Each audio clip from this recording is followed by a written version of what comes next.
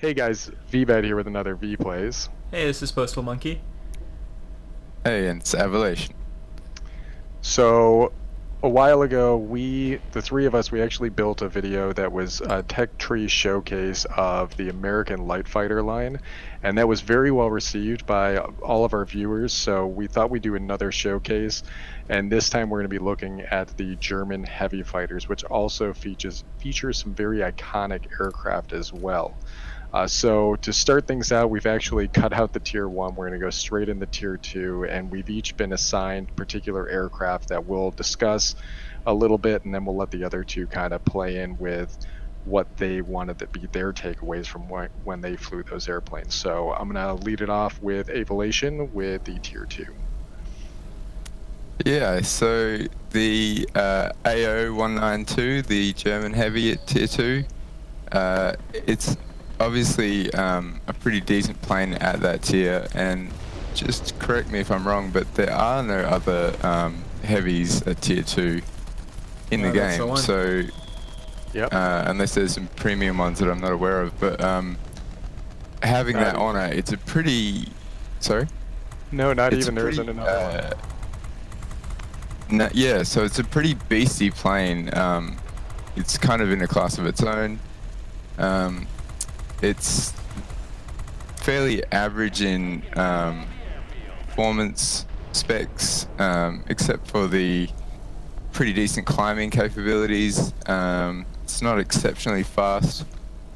And its guns, it's the only German heavy that doesn't have any cannons. So the only place it really does struggle is like when it's going up against, say, a tier 3 heavy. But apart from that, it's really, out and above on its own. And having the 4 little bombs also comes in really handy as well. Yeah, I remember when I first flew this plane, which the German line was the first heavy line I went down. I remember I struggled so much with this plane until I realized, oh, you don't turn. You just go straight through and hit people and keep on going, because right in the get-go from tier 2, you learn you've got to fly a heavy plane like a heavy plane. You can't fly it like a light fighter by any means. So. Yeah. So for me, this was like the first plane I flew. I pretty much flew the wings off of this thing, but this was pre 2.0. I flew this plane a lot in the closed beta because there were no bombers and I wanted to fly bombers. So this was the closest I could get. So I flew this thing around a lot just because I enjoyed the big, beefy hit point pool, the big engines, the ability to fly up at higher altitude, and I made a lot of the mistakes that I complain about now where people are flying too high to be effective. I did that in this plane. But I just loved it. It was so neat. Like, it was such a big plane, and it was able to get up there, and nobody could really touch you. And I'd wait for people to kind of stall out, and I'd gun them down. And it had a tail gunner, and it had bombs. So it was like, it had all these cool features. So between this and flying the tier 2 Russian ground attacker, those were my planes back in the day. I don't think I flew this post 2.0. Interesting fact though, if you look at this plane, if I'm not mistaken, this was a civil aircraft that was used as like one of their first like transport aircraft. Like, people would fly in this thing to get around. And what I thought was neat about that is, much like early like tall ship battles and stuff, like, there wasn't ships built specifically for naval combat. There were merchant ships that were like retrofitted to be able to carry guns in time of war. And that's pretty much what happened with aviation in the initial phases. Like, this plane wasn't meant for combat. They just put guns on it. You know what I mean? And I thought that was a cool little thing to bring up. Shoots enemies during the day and transports, customers during the night. Yeah, like moves packages and dignitaries. So I thought that was a cool little thing. It does look like they've literally just cut the tail gunner's turret out of the top of the fuselage there. Yeah, Yeah, I like early stage aviation, and since it's a mono wing, it's also fairly advanced for the time period. So I thought that was pretty cool. You guys want to move on to tier 3? Yeah, sure. Sure. All right, so this is my shameless plane, the Focke-Wulf 5.7. The thing has a roll rate that takes about a day and a half to do a full rotation at the wingtips, but it carries a lot of bombs, and I thought that that was the coolest thing when I first started flying these things, because it carries 6 bombs. Now, they take forever to reload. It's 300 Yeah. seconds. Takes an It's- age. It is nuts, but for the initial phases of a battle, you can flip the first capture zone fairly quickly, and at like tier 4 and below, you're lucky if you have more than 4 zones to capture. Everything's a super slow biplane, so they can't get anywhere. So if you can flip a zone early, that's like a majority of the battle. The rest of it, you're just going to be fighting over that third one that's kind of in between the two. The other thing is, it's the reason I say this is totally unfair is because somebody who knows the game well enough and has been flying for a while, these dual 20s have the ability to hit people from ranges that no other guns can hit. The damage potential is so high that you can snipe out planes from forever away, and there's nothing they can do about it. And even though you're not fast, you're fast for the tier, and again, you have the altitude performance. And to add insult to injury, the tail gunner is a 20 millimeter tail gunner, 20 millimeter cannon. Like you can wreck people's faces with this thing. And since it's only at tier 3, it's super easy to specialize, and now you're really just being a troll at low tiers. So I fly this to get the dailies done, but I feel bad doing it. If that makes any sense. No, you don't. It does. Yeah, and this really is, I mean, a lot of people have the FW57 in their hangar, just because it is such a strong plane at this tier. And there's not many other tier 3 heavies in the game, I don't believe. Correct me if I'm wrong on that one. There are not that many. There's a Doe 17 Z7, which Yep. is a premium. And it's basically a which- bomber that Yep. is acting like a heavy. It has more of your BF 110 type guns. It's got 3 machine guns and a single 20, so it's a totally different setup.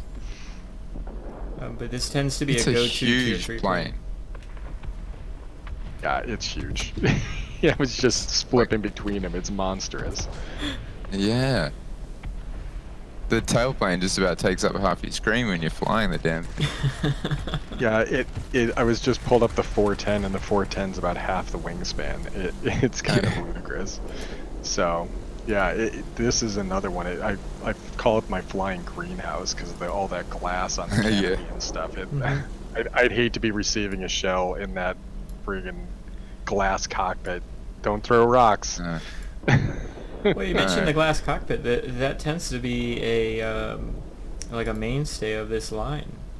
Once you get from this tier up to tier 6, at least there's quite a lot of glass on the cockpit for these planes. And you know what though, that it's actually a testament to the manufacturers as well. I mean, no one can claim the Germans didn't put too much effort into or didn't put enough effort into their aircraft. They put too much into their tech sometimes because they put so much glass on the thing. I can't imagine it was easy to mass produce a lot of these aircraft. So It was definitely a All right. quality over quantity kind of thing. absolutely. Without any further ado, let's move forward into the 110s because we got a lot of planes to cover. BF 110 at tier 4. Yeah, that's the B, and I just bought this back actually.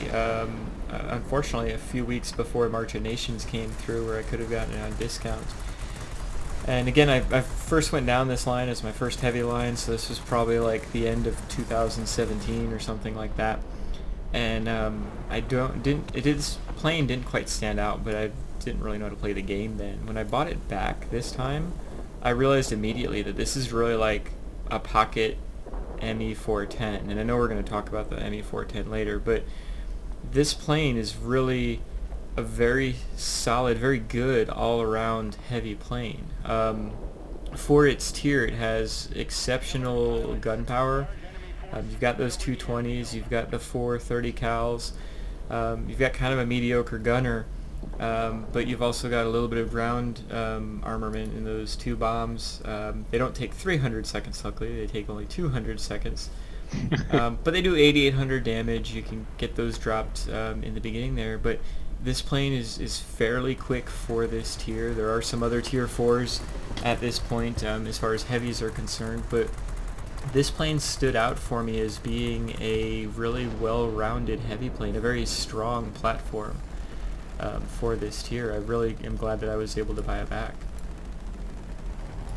Yeah, it really starts to distinguish itself with these heavies. It's such an iconic plane too. Like this is a major workhorse for the Germans during World War II, and along with the 109. So it's still, this is the first of the really iconic aircraft that people remember from this time period. I do think it feels like a downgrade coming from the Focke-Wulf 5.7 though, because yes, it has 20s, but it also has these 7.92s, and are they keeping up with the damage output that you were used to with the 5.7?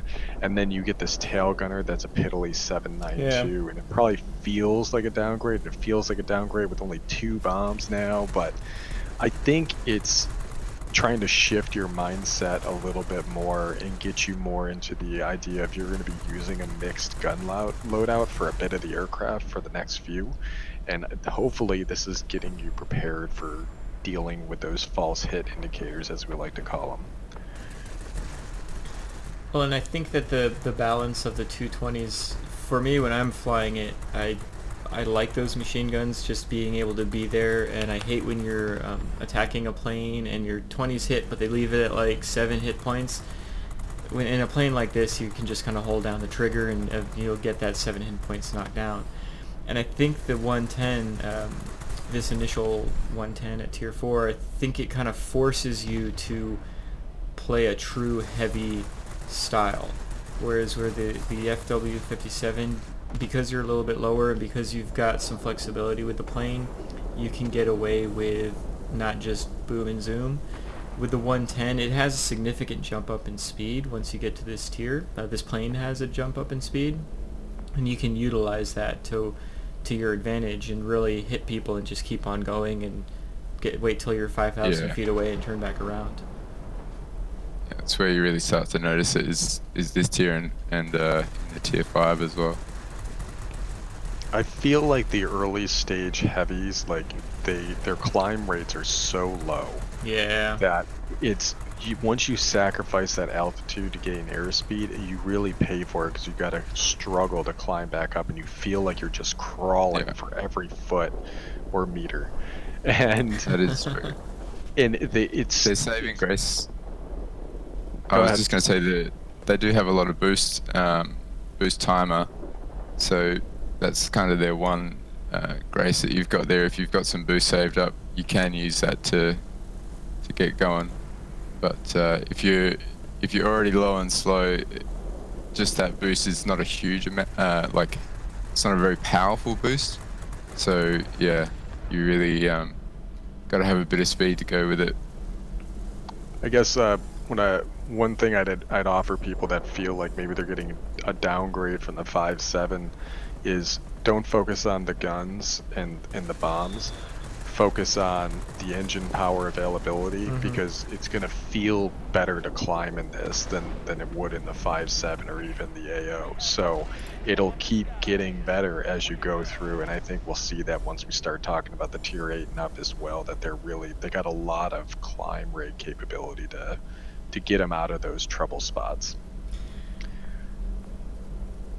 And I do know that we're talking about the game aspect of it, but if you look at the tech tree portion of it, and if you look at the history of the BF-110, like Germany made this plane before World War II, and they tried to make a better heavy type plane throughout the war, and they could really never come up with something significantly better, or at least better enough to replace it, to the point where the BF-110 series was the mainstay for heavy planes throughout the war.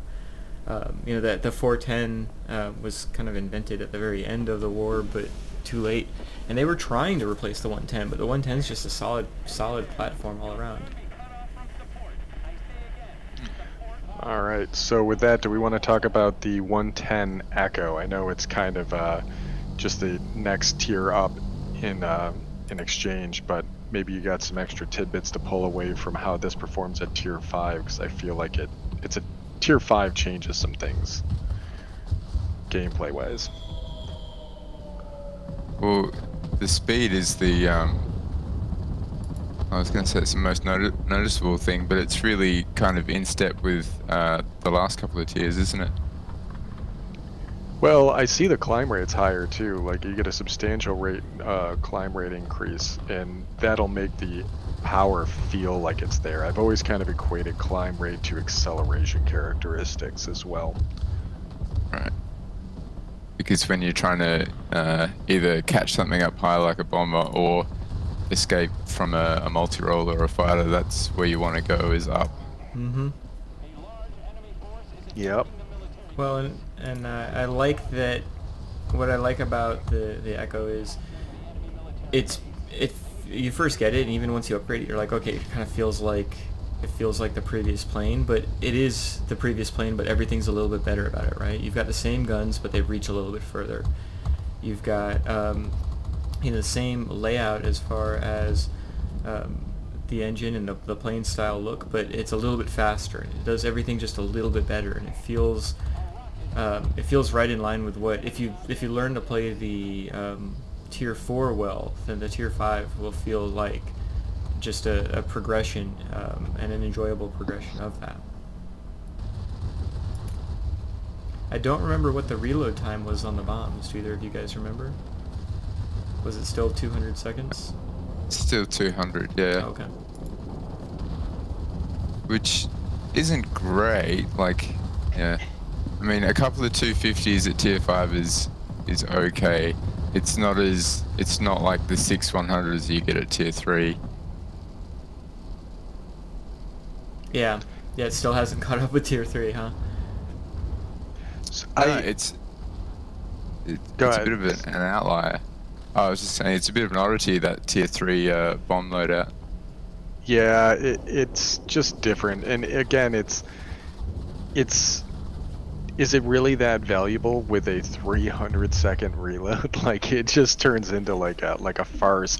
Like, a lot of times I find myself stripping bombs off of planes, but those are internal carry on the 5.7, so it doesn't affect your airspeed. Mm-hmm. But on these, you're starting to add weight, you're starting to decrease your overall performance, because I believe these are external carry bombs, right? They are. Yeah.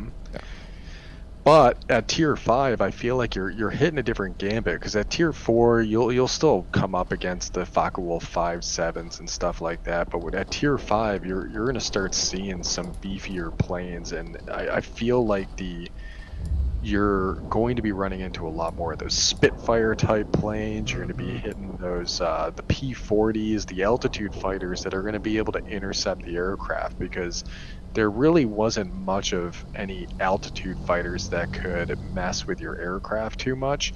But at this tier, you're heavy, which the main counter is an altitude fighter. You're going to start seeing more of those, and they're going to be that much more potential to be able to take you out. So you have to be more aware of your surroundings if you want to be effective once you get up to like tier 4, tier 5. And I think the 110s is when it's going to make or break you, or hopefully just teach you that you need to keep your head on a swivel, and your energy is much more important. Thoughts? That's for sure. Do you guys run with the bombs or without them? Because I kind of tried both, and I feel like the 110E is kind of an average performing plane, especially compared to which it starts to get some competition from the other nations at tier 5. And the speed advantage that you get just from keeping the bombs at home is not great. Do you guys run with them or not? So I don't have these, but I could imagine I'd probably strip it down if I found I was having any issues with airspeed. So. Well, and I can say that at tier 4 I kept the bombs on, but at tier 4 there wasn't a lot that could keep up with you. The quote unquote jump that you get going to tier 5, I don't think it's a jump. I mean, there's movement as far as your airspeed's a little quicker, and your altitude performance is a little bit higher. But V, you make a really good point that a lot of other nations get a little bit more significant of a jump when it comes to their light fighter performance. The P-40 can go pretty high compared to the P-36 kind of situation. Suddenly you've got the P-38s that you didn't have to deal with at Tier 4.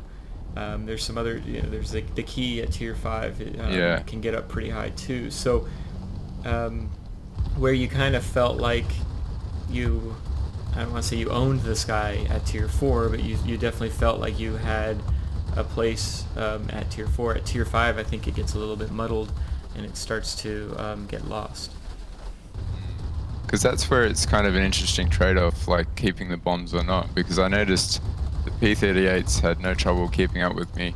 And then it becomes a question of, well, am I better off having some extra capping capabilities, or do I try and squeeze out that speed and just stay sort of smooth and fast? Interesting choice.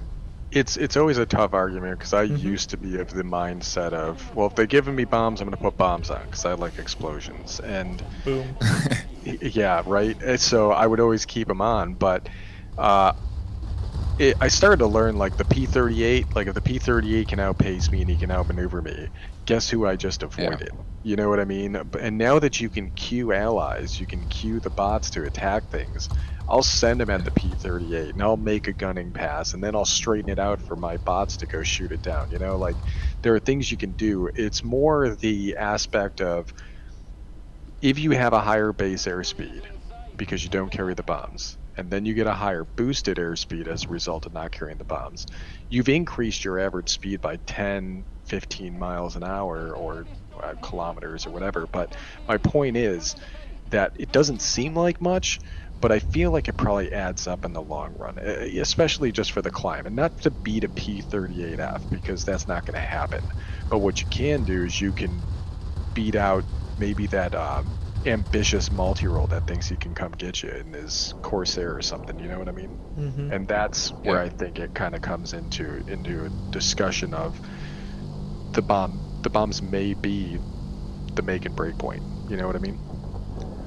Yeah.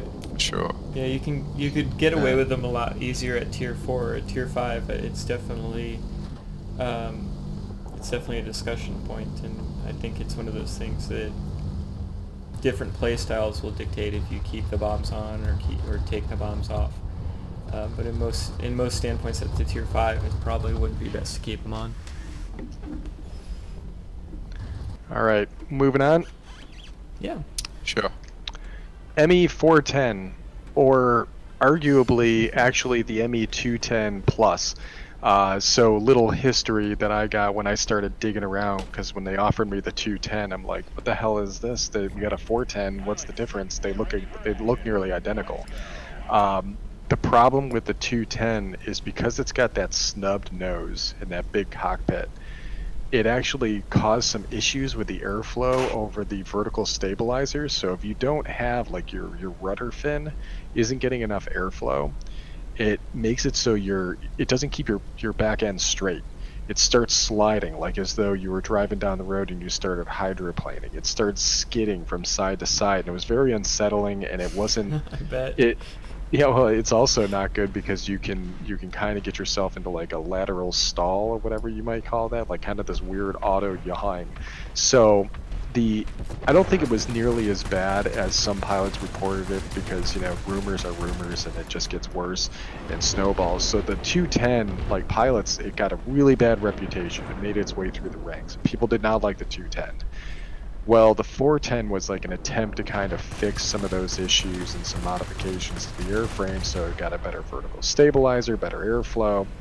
But since crews hated the 210, they changed the designation to the 410, so it's a completely different number, so it's a completely different airplane, because not everybody saw the 210, they just heard about the 210.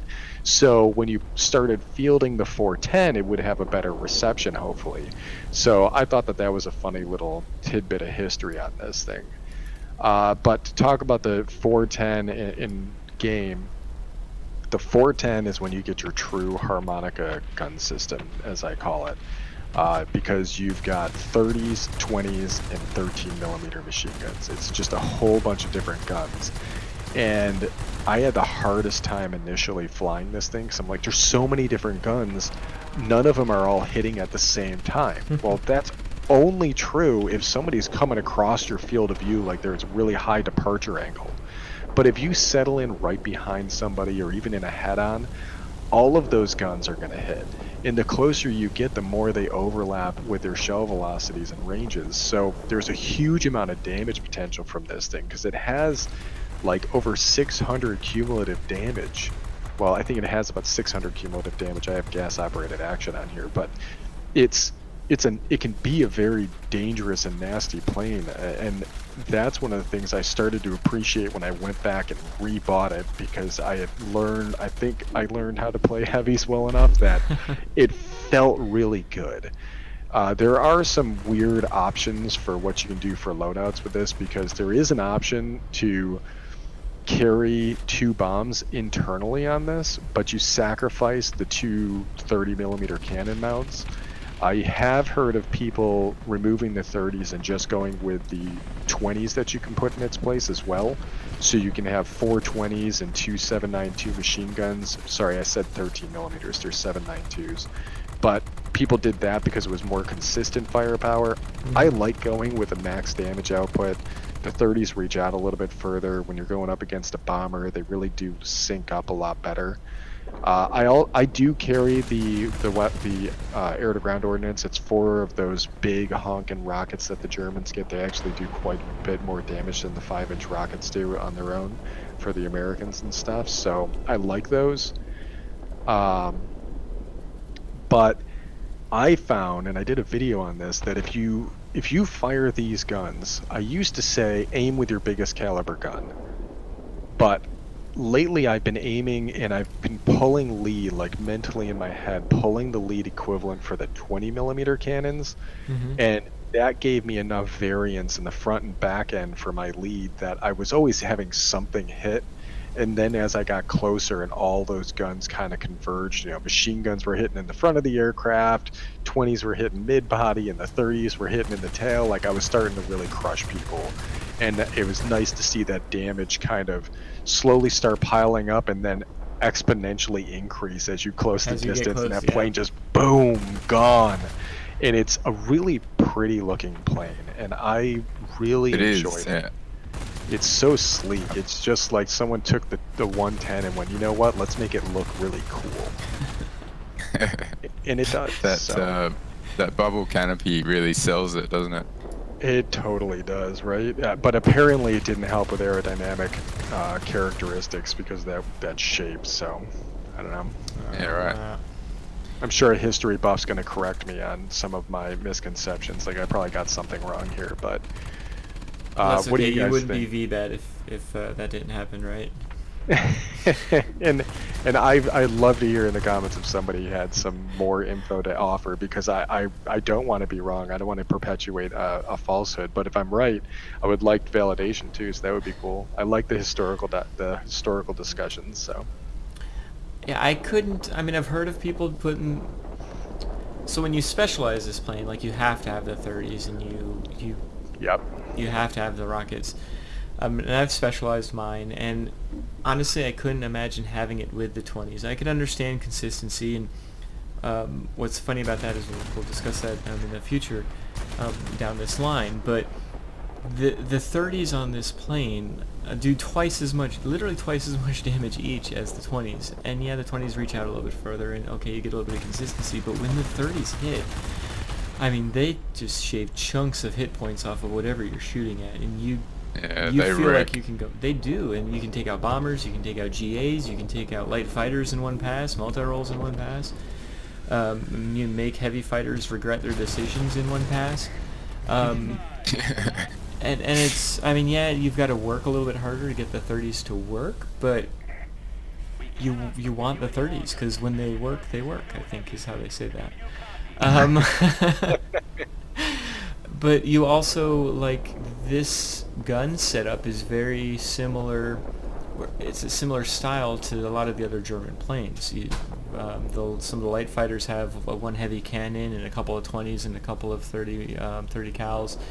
Some of the higher tier planes on the Germans, like the FW-190s and things of that nature, have like different setups of the guns, and yeah, there's a nuance to them, but if you can work with that, you can really make it sing, and you can feel comfortable in any situation because you've got guns that you don't necessarily need to hit with the 30s if you only need to take off 50 hit points. Don't worry about the 30s. You fire the 20s and the 30 cals. You've got a gun for every situation, and that's what I like about it. I thought that there's quite a difference between the 410 and the 110E, and I actually haven't spent a lot of time in this plane. I haven't got it specialized, but I remember flying this plane and thinking, wow, this thing has got a lot of potential. Mm-hmm. I had some really high scoring games in it.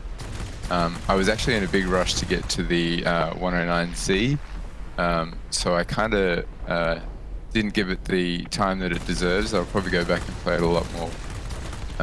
But I do recall those, when you got all those guns synced up, like you say, it was just devastating, and it's the difference between one pass and two. Like, you can just, you don't have to turn around with this thing. It just leaves devastation in its wake.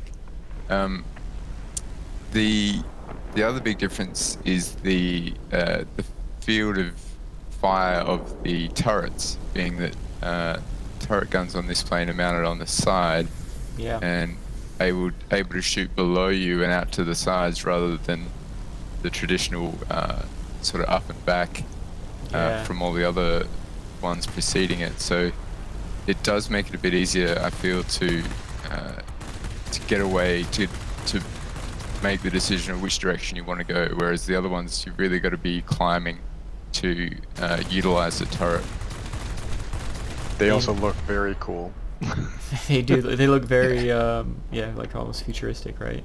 But you make a good point. I hadn't really thought about that. And one of the more frustrating things about some of the tail gunners is the fact that you're like, well, that plane's below the horizon. I can't do anything about it with my tail gunner. I guess I'll just light up a cigarette back there.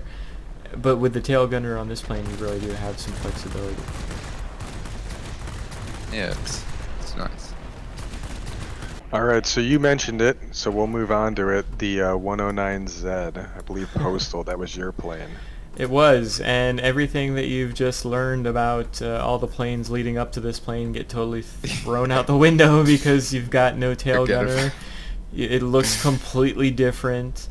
It's based on the BF-109s and basically fused together two fuselages.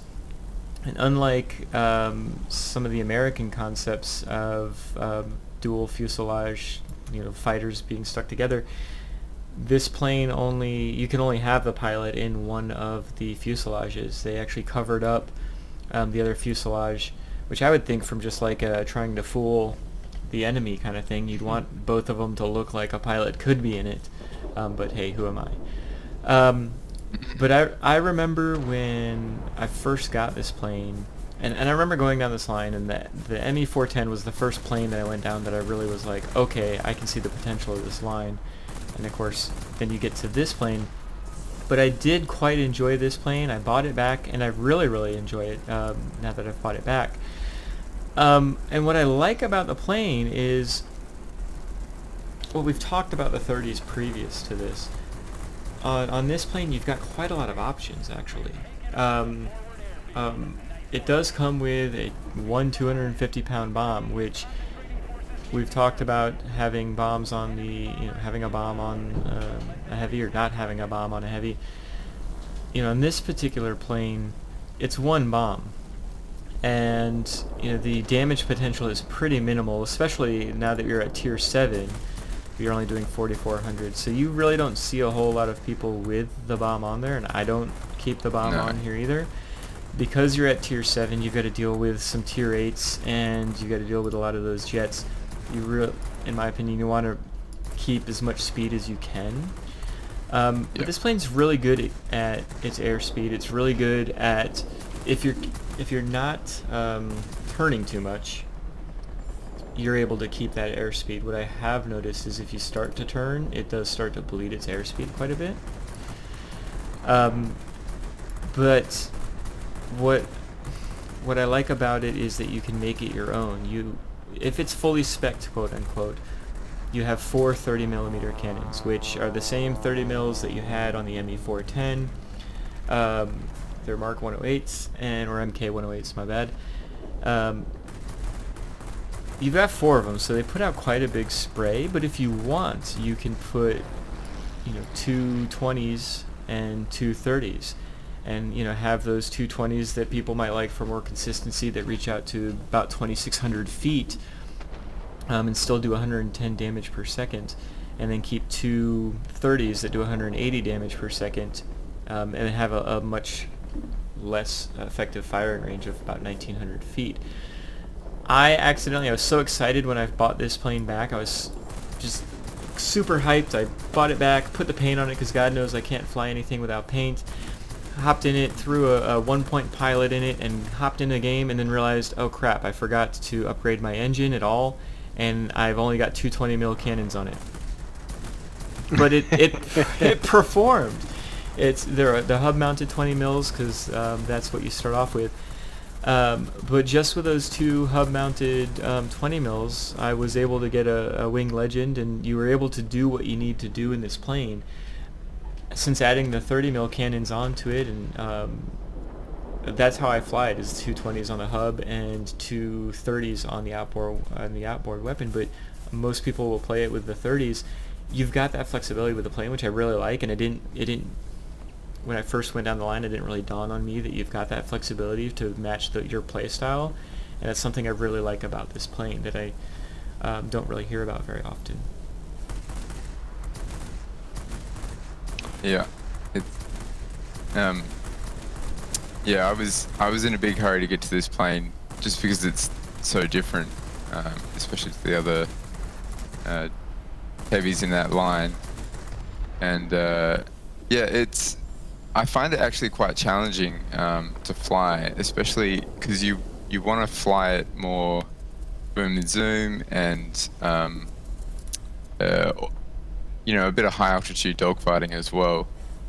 It does perform well at the altitude, but it's certainly let down by its roll rate and its turn rate. So it can be tricky.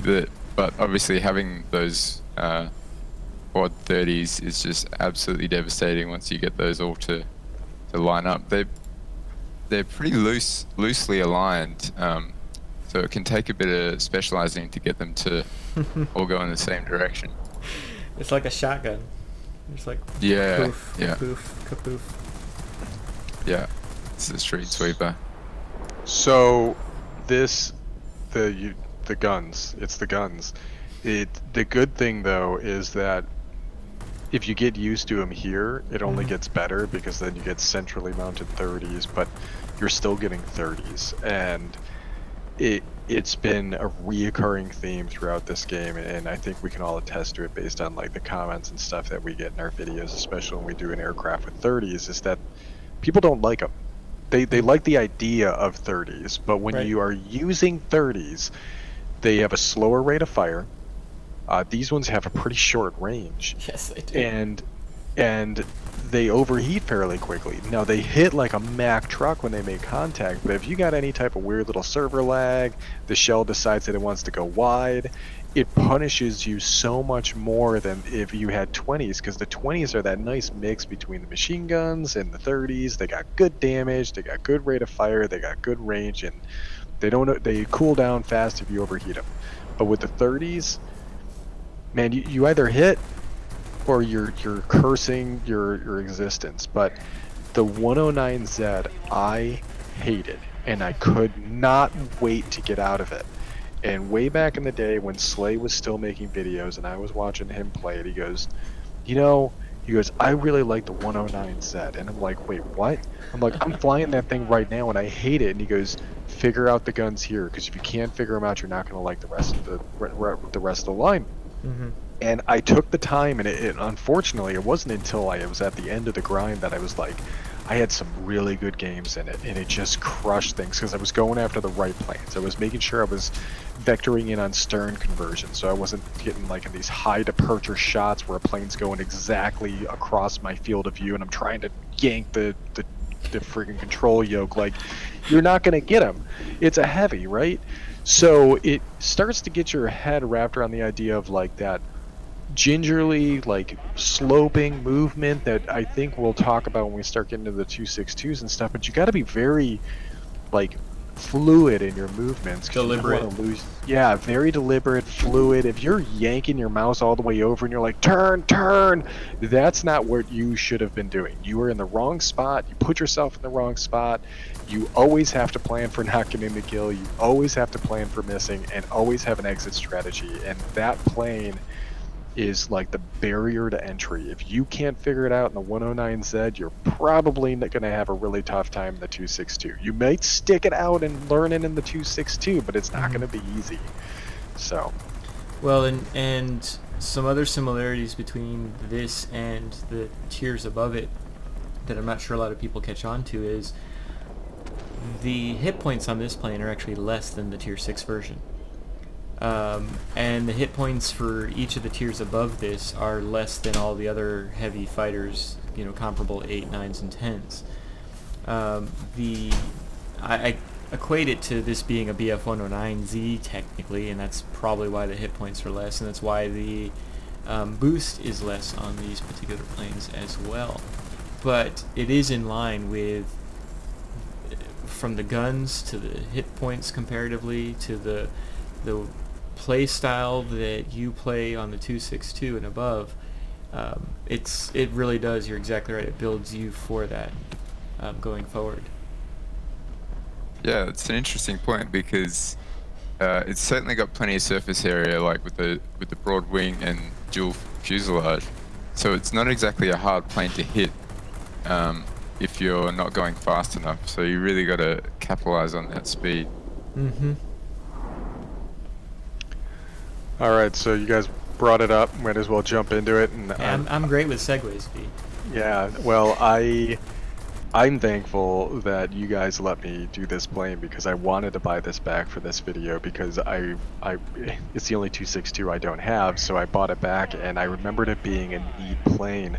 I just needed the credits, so I moved on. But this plane sucks for grinding.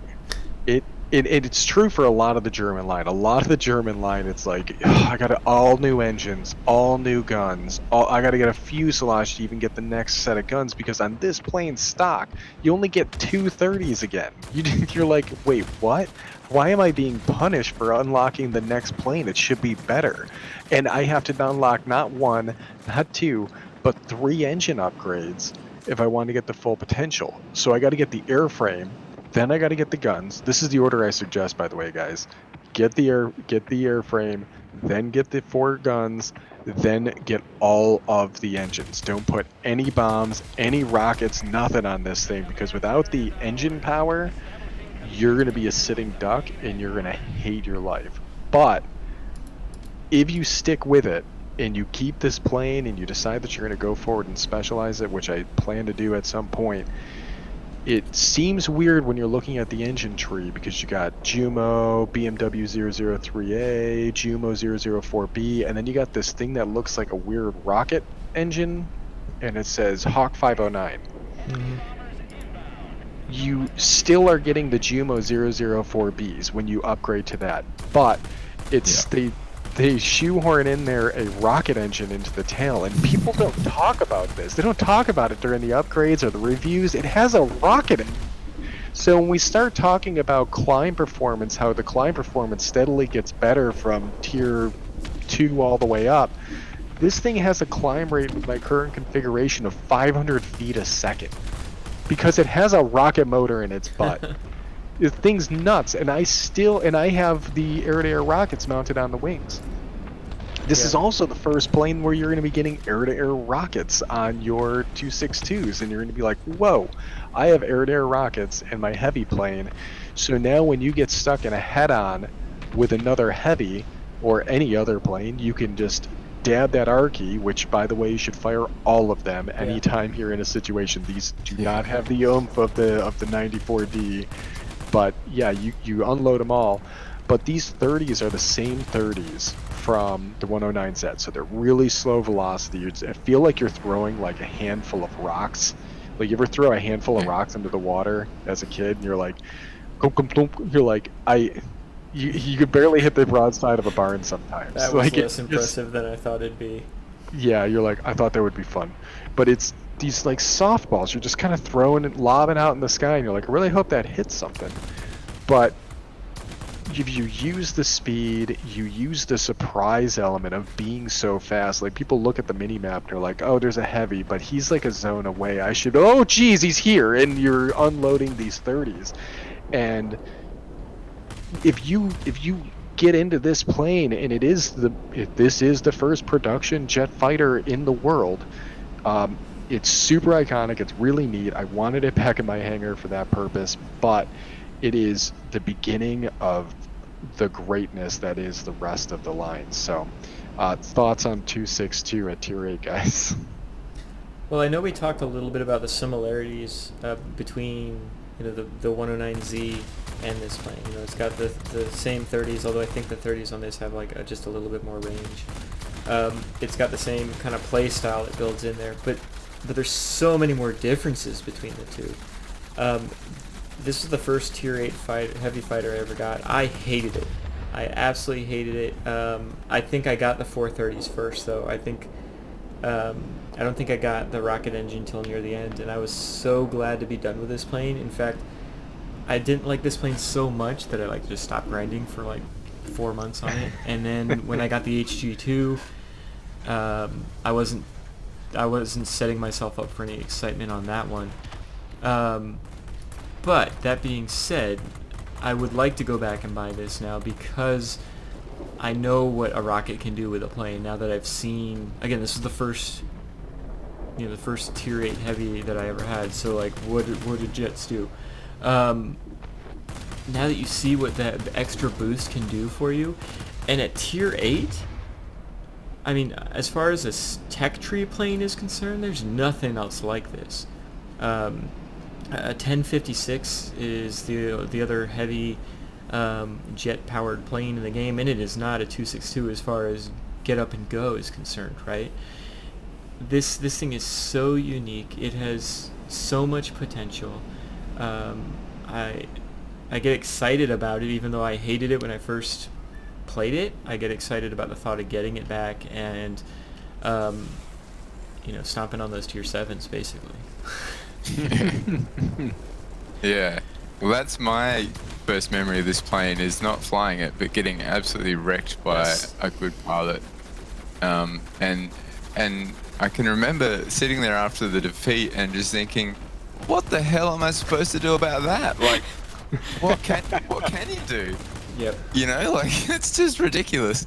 And really, the only thing you can do is keep an eye on that map and make sure you don't get lined up by it, because if you do, you're toast. Like, it's just ridiculous.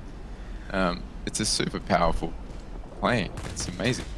Well, it is a super powerful plane, but it needs to be played right. Like, we're talking about it as like it's got a halo on it, and it's just this undefeatable beast. But the range of those 30 mils, so short. If you're not playing it right, if you're not leading properly, if you're not paying attention to what you're attacking, you're going to be completely ineffective. Great, you're going to be a rocket, but you're not going to hit anything. So you need to have the right tactic when it comes to the angle.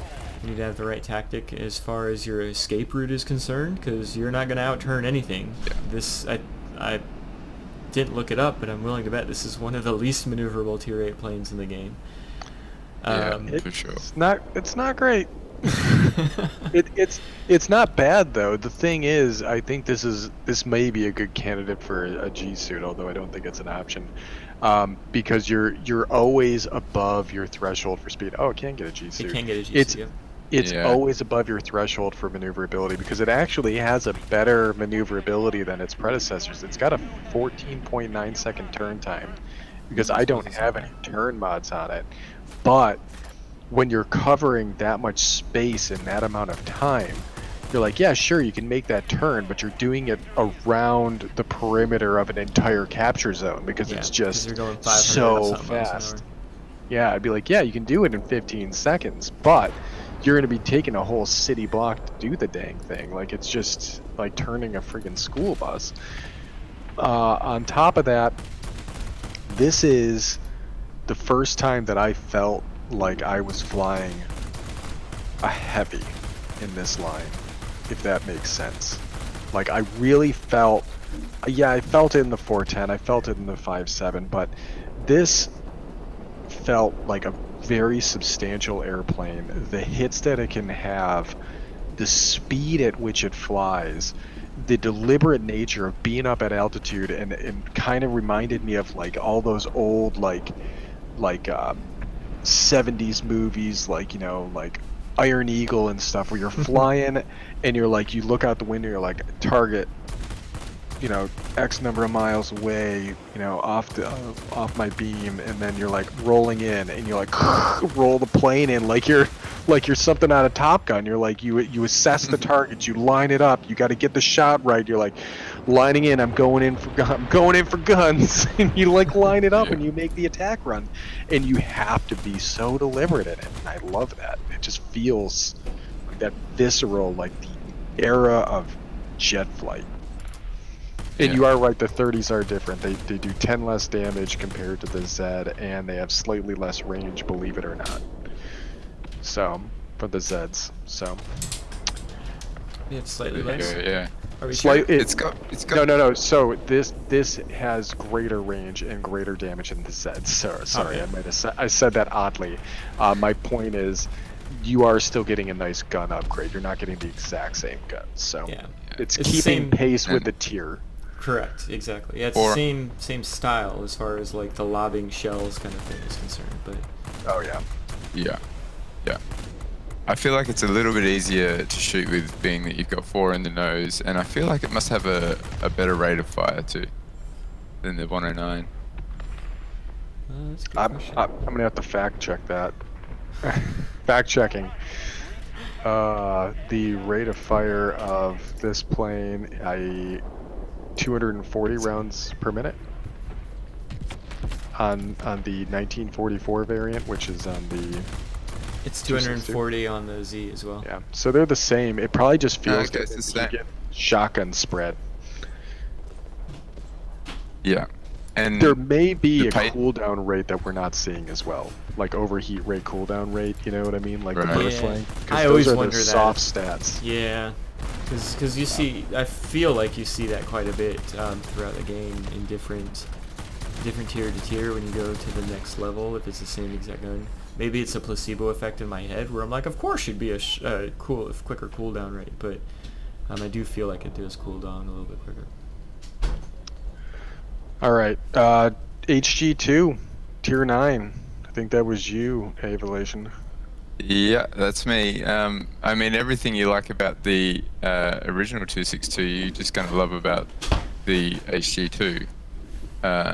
It's, again, just an absolutely devastating plane.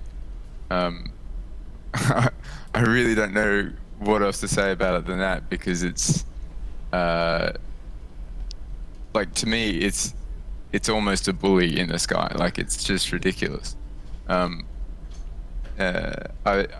been flying mine with the bombs on it. You get a couple of 250s, and if you need to go and help out at that mining facility, you can. Like, it does everything really well. It's gonna terrorize the ground pounders. It's gonna terrorize the bombers.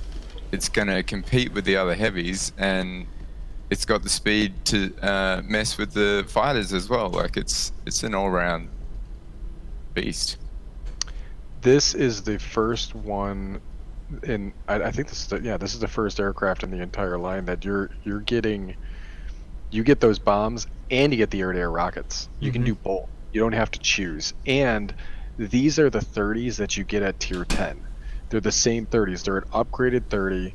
They do more damage. They do 350 damage a second, 330 rounds a minute. So that's a decent increase in volume of fire, because we mentioned that being an issue. And they actually fire out further, which doesn't seem like a lot, but when you're doing these run-ins at high speed, you almost need to take a couple ranging shots just to make sure you're lined up Yeah. properly, Yep. and you just Just to get hold your down traces that mouse out. button. But if you only Yeah. have a half second of fire time because you're right past him, this does have the volume of fire to make that happen. And since you're getting used to these guns, then it'll really help you when you get to the next one. But before we get ahead of ourselves, Postal. It's funny that you mentioned that tactic of half-second burst. Like in real life, did a little bit of research on not this plane but the previous plane. The tactic was to, because you had to get so close to it, was to come in at an angle and just fire a spread of these 30 mil cannons. And it's very much a tactic that you use at tier 8, tier 9, and tier 10 to varying degrees as you get higher and faster. But as much as I disliked the tier 8 262 when I first used it, I absolutely loved the tier 9 262. And I think it equates to, a lot of it has to do with these guns, and you mentioned it, V, that it's just it seems on paper like, okay, you get an extra 120 feet, but the combination of that on the range, the rate of fire being a decent amount, 50 more rounds a almost 90 rounds a minute, and then that damage per second. There'd be times when I'd fly it and I would just laugh at planes just going from over 1,000 HP, some of those bombers, to nothing pretty quickly. I fell in love with this plane probably like 3 games into it. I think V might have been on the receiving end of the game that made me fall in love with this plane. But the airspeed was just so good on it. As much as the tier 8 had airspeed, the tier 9 just, it's even faster, and this, like, everything's a blur almost. It's just standing still, and woe unto the tier 8s that run into you. Yeah. And you mentioned it, Avol, that it's got the combination of the bombs and the rockets, and it is nice to be able to, I kept the bombs on mine, to be able to just throw them down, and you've got they don't impact the airspeed so much because your airspeed is so significant. And still have those air-to-air rockets and punch people in the face kind of thing. It's got okay rate of climb. It's not like terrible, but it's not. It's actually slightly less than the tier 8 because of that rocket engine.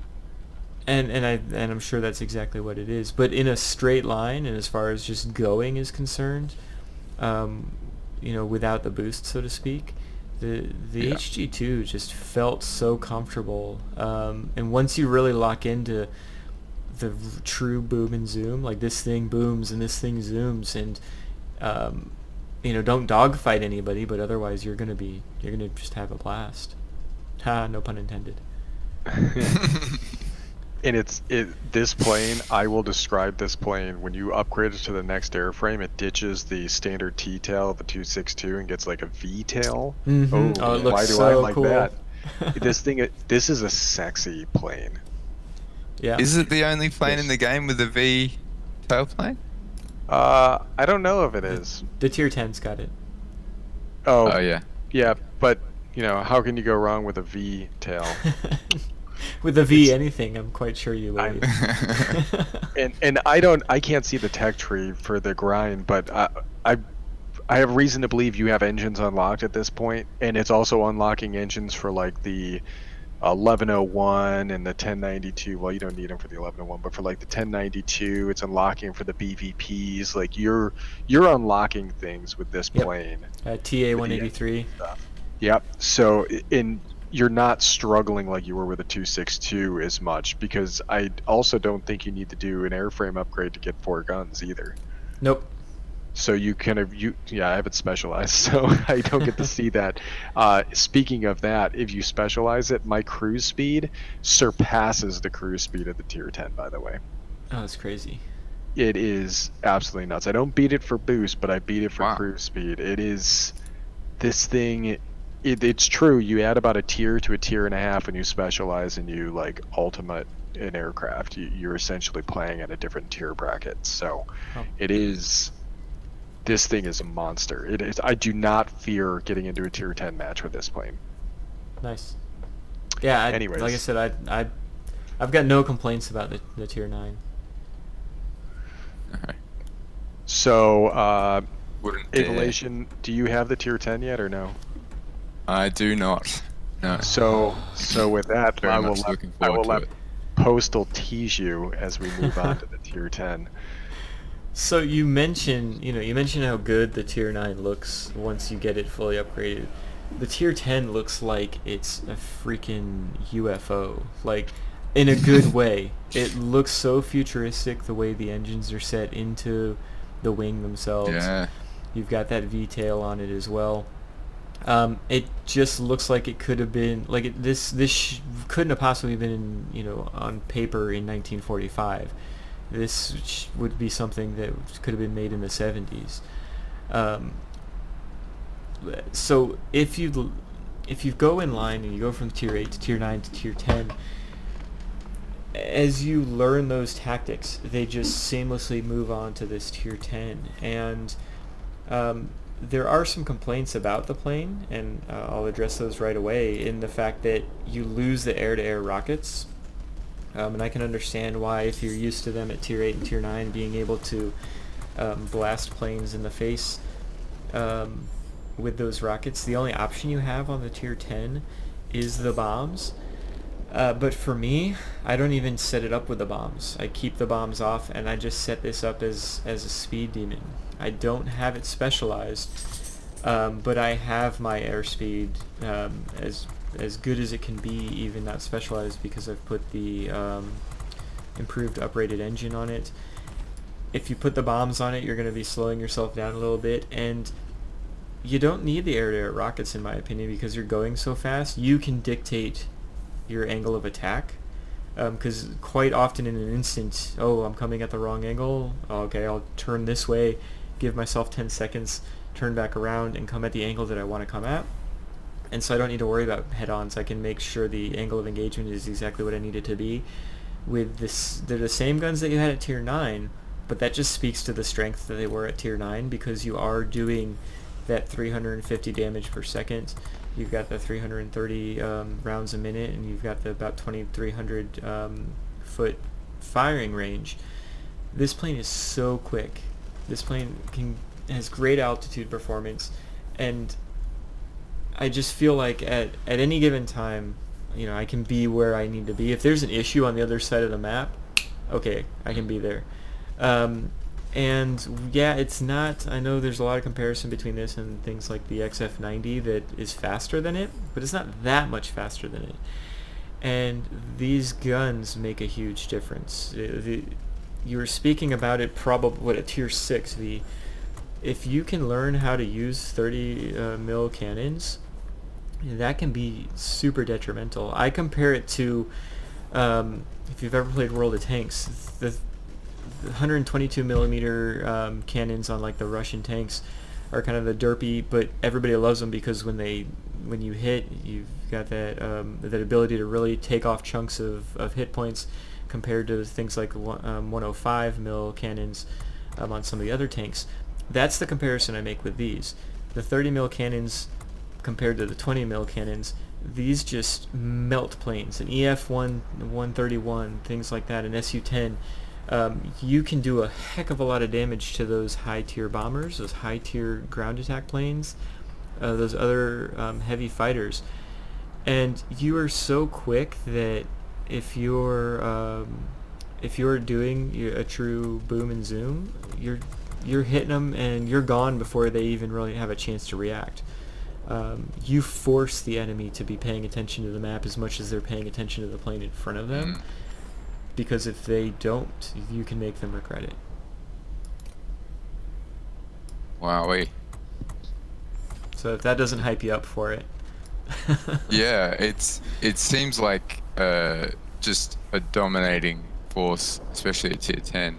I am surprised that they excluded the rockets. I'm guessing that's more because it would have been too overpowered to let it have rockets as well.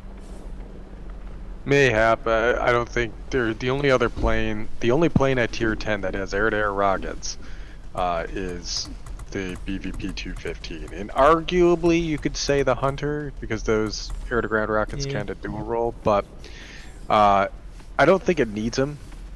I don't think it I don't really. either. Nobody's heading on. There's very seldom are you heading on anybody. Like it's not really a thing. What I like about this plane is it's actually on par for the most maneuverable heavy finally. Like it's got the same turn time as the Javelin. It has the lowest altitude performance of the heavies, but what it's got good airspeed. It's Yeah. got good climb rate. It has stellar firepower. It's the same type of firepower you get in the Javelin, and arguably I'd like to think that this is actually going to be more accurate because the Javelin's guns are wing mounted. These are Right. not. They're in the hull. Also, the Javelin gets no air to ground ordnance. This thing gets those 2 bombs, and somebody might be thinking, well, you're sacrificing airspeed, and it's mostly me. But it wasn't until now when we were talking, I looked at the reload. The reload's only 120 seconds. With how much I've been flying multi-rolls lately, I know now that that is actually right on par with the multi-roll reload time. That's a good reload time. It makes sense to carry those bombs. Yeah, they do a decent amount of damage, 10,000 damage. Oh yeah, I would drop them both on whatever, and I would just keep moving, and it can be awesome. I haven't messed with it because I like to make sure I understand everything first before I start monkeying with setups. But I'm willing to bet that Raptor Strike would be a really good option for some of these 262s. The ability to dive down, like maybe set it up as more of a stealth build, because the worst thing that can happen is an aircraft knows you're coming and they maneuver. Yes. But if they can't see you and you dive on them, you can go in there after that Yak 30 and you're like, I don't care. He's barely moving. He might as well be sitting still compared to me. And bop, bop, bop, bop, bop. But I think it needs more testing. You're right. The thing looks like it's out of a friggin' space age movie. When I looked at the picture in the diagram, like you only get the picture. You don't get to like spin it around in your hangar like you do like with World of Warships or even World of Tanks. You have to like go off of the picture, and the picture I was like, that thing looks ugly. It looks really stout and ugly, but guys, it's long. It's sleek. It's flatter than it looks. It's not fat. It just looks like a more futuristic version of a 262, which is what they were. They were like, if the war was to keep going, this is eventually what the 262 would theoretically be. And it was even beyond its time when it didn't exist, because how long did it take before we figured out swept wings was the right way to go on jet fighters? Right. This already had it on paper. It had it with the HG2, it had it with the HG3. They already knew. It's just a glorious plane, and I have not been disappointed with any of the tier 10 heavy planes. I think that they're all great planes, and you're so set up for it. You're so set up for success after flying the 262s all the way up. Yep. Yeah, that's what I agree with your. All the tier 10s or heavies are really good, and this is unique to them because, like you said, you've got the bombs if you want to have the bombs. It doesn't have the best altitude performance, but it also retains its speed really well. It's something that I was paying attention to the last few times I was flying it. Yeah, you start hitting the yellow, I think at like 9,000 feet or something like that. Let me double check here. 9,200 feet. What is that though? but I mean, you could be I'm up to 12,000 feet and whenever I want to be, just because you've already learned the tactic of you're not turning, you're not up at 10,000 feet trying to dogfight somebody. So you're retaining that speed and you're getting up really high. And it doesn't matter that you're in the yellow or in the red up there, because you're still flying, like a bat out of hell. Yep. Yeah, so you're gonna love it, Avol. Yeah, I'm definitely sold on it. That's a pretty convincing pitch. It's the credits. It's the credits and the time though. That's what gets you. Yeah. Yeah. It's worth the grind though, for sure. So Yeah. we've talked about all the aircraft, but if you were to put a bow on it, how would you describe the German heavy line to somebody that's like, well, I was thinking about going down one of the heavy lines? How would you sell the German heavy line, or how would you describe it accurately so that way somebody knew what they were getting into? Ooh, that's a good question that I wasn't quite prepared for. Yeah. Uh, Oof. I'll offer one. Um, it is a very iconic line that if you put the time and effort into it, it'll reward you. Um, but the grind is going to take some dedication and time in order to get you there. It is not an easy button, but it is worth the effort. And that's how I think I would describe this line. I think I would say that learning to play this line well will make every other heavy fighter line in the game that much easier to play, because Yeah. this is the very strong guns, tier for tier, strong guns all the way down. And because they're not very maneuverable, once you play, something like the American or the minuscule Japanese that there are in the game, those are going to seem like almost easy mode just because you've got some maneuverability, but you've got so much more airspeed with these planes that you don't necessarily have all the time consistently on the other line. So for me, I just think these are a very strong tier for tier, some of the strongest planes in the game. If Yeah. you learn to play the tactics properly. Yeah. I was going to say that it's almost the essential heavy line, especially as I was saying before about getting ruined by the first 262. If you don't know what these planes are about, you're going to hate running into them. So it's definitely worth spending a bit of time and getting to know them. Well, and they're strong because you learn those tactics, right? Like, when we were first playing the game, you run into an ME-410 and you're like, oh my god, that plane just friggin', I'm out of hit points. But the first time I hopped in a 410, it wasn't like just suddenly knocking people out of the sky, right?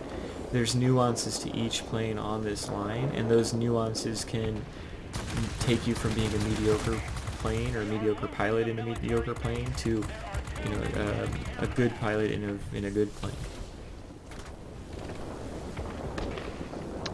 Yeah, I think we chose, like, refresh my memory if I'm wrong, but I think we chose this line because we had covered the Americans, because we felt like there was people that were going down the American light fighter line that probably shouldn't have been as their initial go, but we also wanted to show people that it's not a bad line, it's just a difficult line to go down. I think with this line, more our message is, this is heavy fighters. This is how you learn how to fly them. This is very consistent performance. Like, the way they fly stays the same all the way through. And if you can figure this out, it'll make you better at altitude fighters. It'll make you better at heavy fighters. You'll get the boom and zoom tactic way better. And there's so much to be learned. Plus, they're beautiful planes. True. That they are. These are like the New York City of heavy fighters. If you can make it here, you can make it anywhere. It's so cheesy. Oh, all right. With that said, thanks for watching, guys. Thanks from VeeBat over at VPlays, and thanks from Postal Monkey and Avolation for getting together. It took us nearly a month to link up to do this, so we've had our video footage sitting in the archive for a while. Hopefully we'll be able to burn this out a little bit quicker, but thanks for tuning in. Yeah, had a blast. Thanks.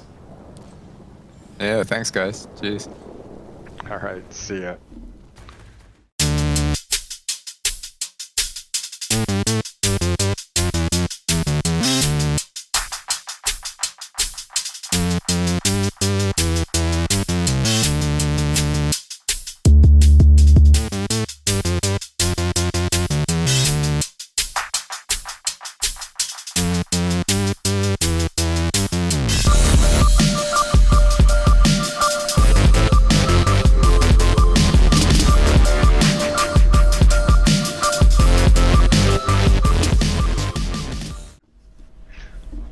Hey guys, VeeBat here with another V Plays. I thought you were going to introduce us. Oh, sorry. We'll do this again. Cut. Take two. Wait, did I have it wrong? I thought you guys were each going to introduce yourselves like we did the last time. Okay, I thought you Hi, like VeeBat here with okay. another V Plays, and Postal Monkey here, and Avolation from Avolation Industries. You know, like that type of a thing. Maybe I should have gone back and listened to the beginning of the last video. Sorry. That was so long Alright. ago. It was a lifetime ago. It was almost 2 months It's been ago. a little while. Yeah. All right. Is You it guys really? ready? I think it might have been. Yeah. Okay.